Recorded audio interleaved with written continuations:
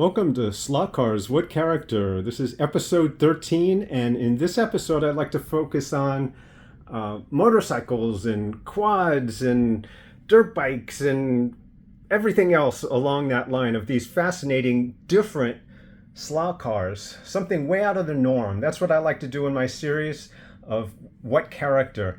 To focus on things that are just out of the norm and very different driving experiences.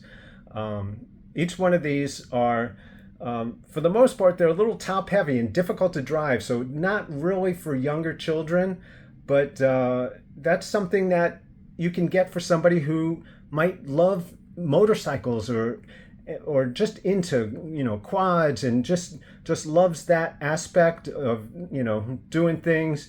And if you want to get them into slot cars, maybe pick up one or two of these and show them how they race. And I think they'll have a ball with it because it's something that you don't see every day. It's something very unusual.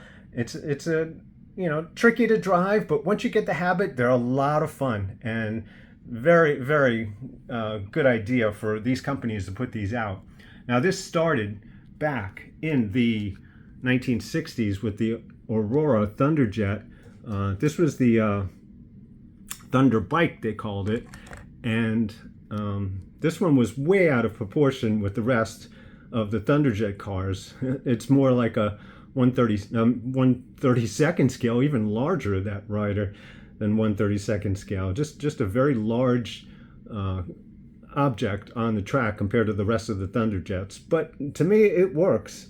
And they made about 9 different color variations, at least 9. And that was very interesting. Difficult to drive, but once you get the hang, like I say, very, very fun. And later on, in the early 70s, Aurora tried to clear out some of their inventory. They had a lot of chassis for the Thunderjet, so they created this snowmobile, which was fascinating. I think they did about at least 5 different color variations, and that was interesting to see. And fun to race around the track. Then we get to Tyco, who did a fantastic job, just a fantastic job in their motorcycle series. And they made dirt bikes and street bikes, and it's just beautiful what they did. Excellent detail. And these are incredible to see going around the track. And to have a race of these is just awesome. And even if you know somebody who's into motorcycles by, if they're police officers or highway patrol, they make bikes for them too.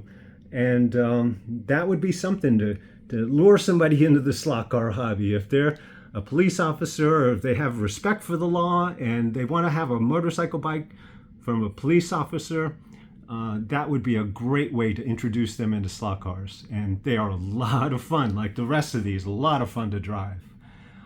There's the Harley Davidson line. They did a red and the black. That's Taiko also. So Taiko did their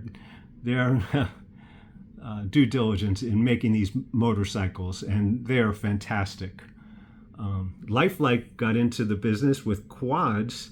They have these quads. I'm not sure if there are any other color variations, but there's at least these 2 that are out there. And those are fun to drive around the track. And there were the Power Rangers. These were by Tomy, but these were a larger scale, more like a 1/43rd scale, I would say. This is the chassis to these. And they did an interesting job with that. There's also Power Rangers that were made by Tomy that were 1/64 scale, the HO scale. They made a red Power Ranger just like that on a single bike, not the double. And they did a great job with that.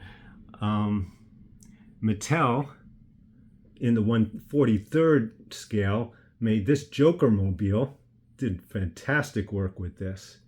Very great detail on this bike. And that is awesome.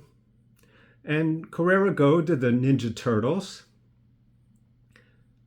Skelectric and Micro Skelectric did a few bikes and motorcycles and trikes like these. for the Ninja Turtles. Microsk Electric also did a cyclist series, and that was interesting. And of course we have the racing Grannies. These are by Jumpin' Banana, and I think they had about 2 other color variations of these, and these are a lot of fun. Very, very difficult to handle. You probably can't go 1 turn without the wheelchair tipping over, but it's so much fun. And that's very unusual items. And last but not least back here are back to Tyco. They put out this line of Jeremy McGrath bikes. Now, I bought these for my son in the late 90s when he was a child, or was it early 2000s? And we'd never really played with it because they were top heavy. As you could see how large they are. They're actually larger than this snowmobile by far. And the snowmobile is huge. So you can see just how large these are to be HO scale. And so we didn't appreciate them. We didn't like them. They were clunky, top heavy. The ride was awful. They would clunk around in the corners.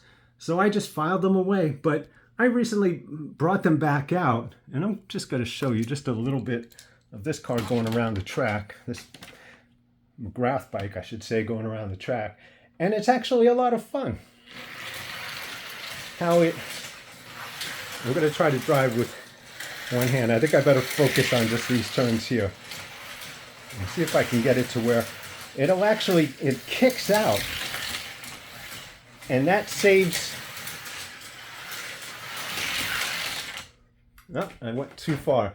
But you see the action here where it kicks out like that, and it goes around the turn, and that saves it from wiping out in a lot of instances. And I can't wait to set up my 4-lane track permanently and get this thing going and seeing these race. See that kick out, if you can catch that. Yeah, it kicks out. You can see how it's clunky. Not the greatest ride, not the smoothest ride. And it's still difficult to handle. Of course, I could drive better if I focus completely on driving. But you get the point.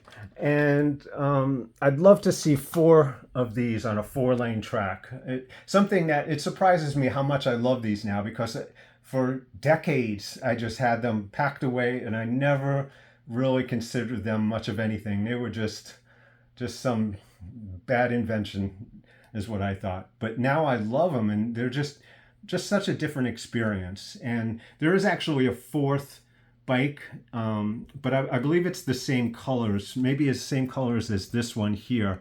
It's a McGrath bike, and I think it's number 1. I think that's the variation, can't be sure, but that one I'd probably pick up to get a 4th bike, or maybe get one of these again and color it differently or something, just to have a 4-lane race, because I think that would be just fascinating.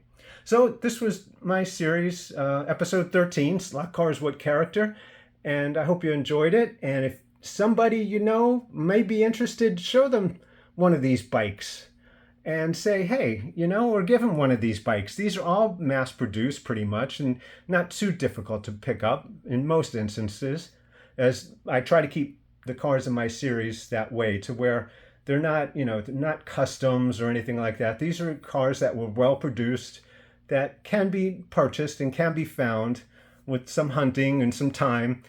And it might provide somebody a great experience and great way to enter the hobby if they're focused on something like this. If you know somebody who loves the Harley Davidsons, or loves to ride snowmobiles, or just loves their bikes, their quads or ATVs or whatever, or loves whoever loves that,